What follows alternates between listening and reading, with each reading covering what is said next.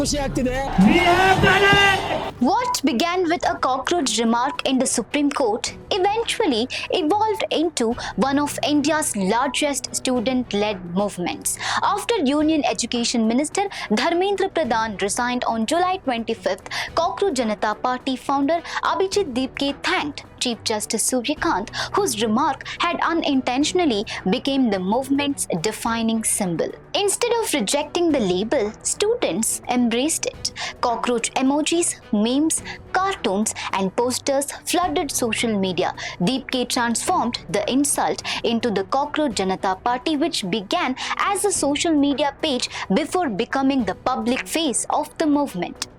Even after one of its accounts was suspended, it returned as Cockroach is back with the slogan "Cockroaches never die."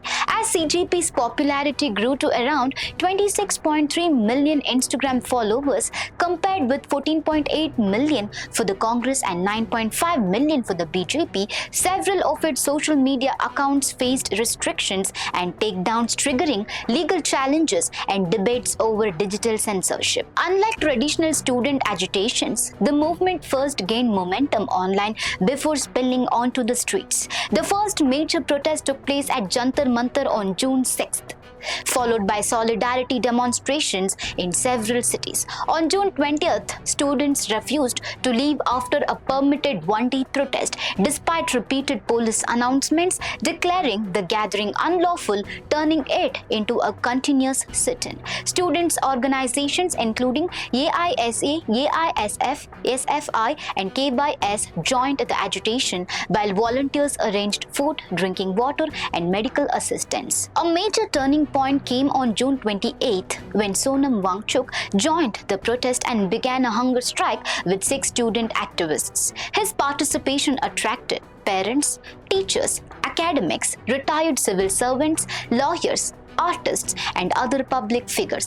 Daily medical updates kept the movement in the national spotlight, while Wangchuk being removed by police, his hospitalization and repeated police action against protesters drew nationwide criticism. Another defining moment came on July 20th when thousands of students marched towards Parliament despite heavy barricades. Police dispersed the crowd using baton charges and tear gas, while electroshock weapons and pellet guns were also put on display.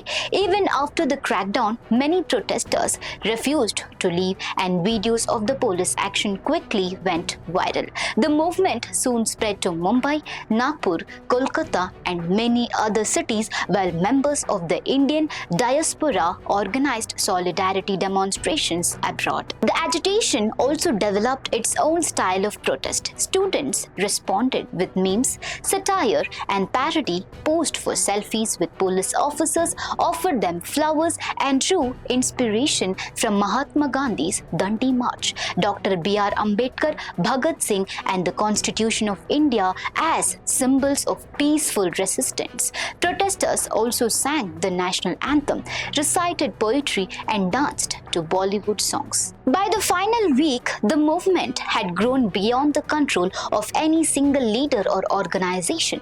Many protesters had never met Abhijit Deepke or members of the CJP but joined after watching videos online, following Wangchuk's health updates and witnessing police action. Those who could not travel supported the agitation by sending food and other essential supplies online, while independent YouTubers, content creators and social media influencers amplified developments from Jantar Mantar across the country. Although Dharmendra Pradhan's resignation marked the movement's first major political victory, the protest had already grown far beyond its origins. From a single Supreme Court remark to a nationwide mobilization, the movement demonstrated how a digital campaign could evolve into a mass people's movement.